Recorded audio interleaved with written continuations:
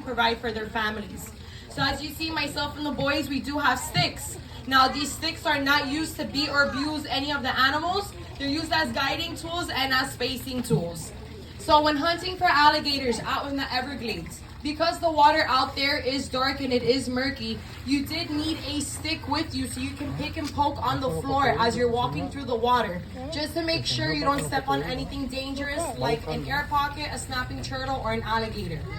As well, when interacting with such powerful apex predators, the only things that we do have to protect and defend ourselves are these sticks. And even then so, our alligators are pushing over 800 pounds of pressure per inch, which means that the gators were to bite this stick smack in the middle, they actually will split it and break it. Now Jake has already picked out the alligator that he's going to be demonstrating with, and as you see, he is walking backwards with this alligator and he is holding it by the tip of the tail. Now the reason why you grab them by their tails is because ideally that is the safest spot on the animal's body. But even then so, you need to be very careful because these alligators are able to do full circles, which means they can't touch the tip of their tail with the tip of their nose. That's why when you do pull your alligator towards the shallow end, you have to always look at your alligator and walk backwards. If you ever turn your back on the gator, they can easily form that tight circle, jump up, and they can bite you out of surprise. So you always need to be very careful when it comes to bringing your alligator to the shallow end. Now, the number one and most important step you must take before hunting in the traditional way is you have to work the alligators of their energy. Now, when you're working alligators of their energy, what you want to do is just motivate the alligator to use all the muscles within its body so that it can tire itself out. Now, here in captivity, we have two different ways we can work the gators of their energy. The first way is by working them in the water. And when doing this, you're just motivating the alligator to swim around. Now, the second way you can work the alligators of their energy, and this is the traditional way of how you would work them, was by bringing the alligators up on land. Now, when you are working the gators of their energy up on land, it does get a little bit more complex than working them in the water. Reason being, number one and foremost, when that alligator is on land, you were not allowed to let that alligator get the chance to run or jump back into the water. If you did, chances are you were not going to find the same alligator twice, which means you have to jump back into your canoe and go back out to the Everglades and find a brand new alligator. As well, you need to calculate distance, which means you got to get close enough to your alligator that you can physically touch them with your hands or touch them with the stick. But you still need to leave a little gap in between yourself and the alligator. Reason being, these animals can launch forward. So if you are that close to that alligator, you want to make sure you have enough space to jump backwards or jump to the side so that you don't get bit. Now, for each alligator, it is different when it comes to working them. You're going to have some alligators that it can take you less than 8 minutes to work them, but then you have other alligators that it can easily take you over 25 minutes to work them of their energy.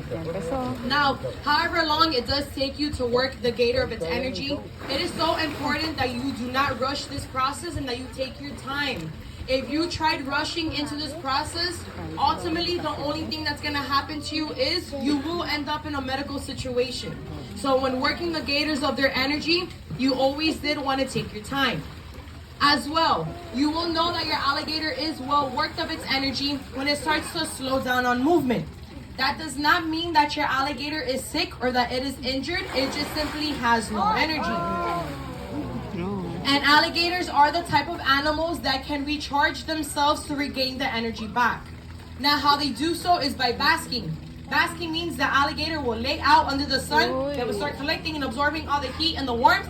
And once they're charged up, they're good to go like if nothing happened. So that right there is called the jaw pop. That is demonstrating how quick and how reactive their jaws operate. Now with alligators, inside of their mouth, they have a whole bunch of polka dots on the inside and the outside. Those are called isosensors. With these sensors is how they're able to pick up vibration within the water and sensation overall when they're up on land.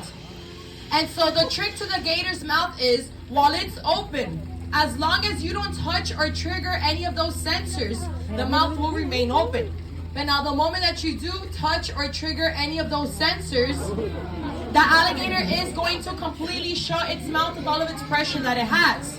And this alligator right here is pushing 10 feet, weighing in at 300 pounds, and his biting force is 1,100 to 1,200 pounds of pressure per square inch. Which means, if this alligator ever got the chance to latch onto something, number one and foremost, it's going to be almost impossible to pry that mouth open. And because of how big, powerful, and spunky he is, I assure you, he's probably going to take something with him in the mix of that.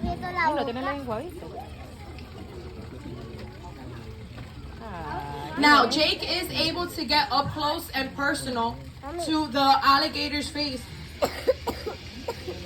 Jake is able to get up close and personal to the alligator's face because he's taking advantage of one of the alligator's weaknesses. And that is the blind spot that's directly smack in front of their face. Now, the reason why they have that blind spot in front of their face is because in order for them to get a perfect viewing of the world, they actually need to walk in bilateral format, which means they gotta walk zigzag. When you see alligators walk, as you see, they're literally turning their head and their body from side to side. That's in order for them to get a perfect viewing of the world. So when you're standing right in front of the alligator's face, they actually cannot see you because of that blind spot. However, me telling you guys this does not mean you should go up to an alligator and say hi to them that up close and personal. These are apex predators. If they want to do severe damage to you, I promise you, myself and the boys, we have seen it hands-on, they absolutely will. So tread lightly and always respect the wildlife. Now, when your alligator is well worked of its energy, this is where you go ahead and you have to take advantage of that time frame and you have to do your official capturing. Now, the traditional way of how tribal members would do their capturing was by doing the frontal catch. And as you see, when doing this, you are approaching the alligator directly in front of its face, using one hand to keep the mouth shut, use your other hands to close its eyes, and it is a very quick 1-2 step over and on top. From the point that you are on top of the alligator, you are officially in the safe zone, and this is where you go ahead and this is where you have to tie the mouth. Now, if you were ever in a situation that you didn't have anybody around you to help you tie the alligator's mouth because you had to go hunting alone that one time, the technique that you would use to help you keep the mouth shut, it's called the bulldogging technique. And when doing this, as you see, you're only utilizing your chest plate and your head to help you keep that mouth shut. Just like how Jake is doing. You extend your arms outwards. You then pull out that piece of rope that's tucked in your pants and you tie the mouth very quickly about 6 times. Round of applause for Jake. You're amazing.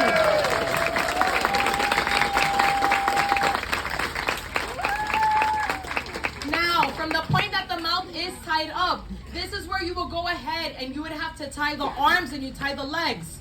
Once the whole body is tied up, you have to pick up your alligator alive, you set it on the bottom of a canoe, you sit on top of them, and then when you get home, that is where you respectfully euthanize the alligator. The reason why you are not to euthanize them right then and there of catching was because sometimes you had to travel far distances from your camp to find alligators or to find decent sized alligators. And of course, because of how hot it gets out here in the Everglades, the meat would have spoiled in less than 30 minutes. So that's why euthanizing the alligators at home was just to preserve the carcass overall and to keep it fresh. With that being said, tribal members, they are deemed as primitive hunters. They are not trophy hunters. And the difference between the two is a trophy hunter is somebody who goes hunting. They will only take the head of the animal, leave the remainder of the carcass there just to put it up on their wall as a trophy. Now, a primitive hunter is somebody that when they go hunting for animals, they always respectfully make sure to utilize every single bit and piece of the animal's body. And so that's how tribal members were, and that is how they are. They are primitive hunters. So when it comes to the American alligator, they truly did use every single bit and piece of the animal's body.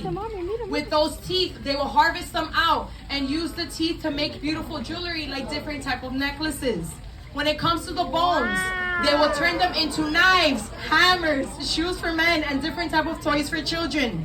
When it comes to the organs, they will harvest them out and use the organs to transfer water back and forth. And with other organs, they will lay them out in the sun to tan and dry, and then turn them into material like rope or twine.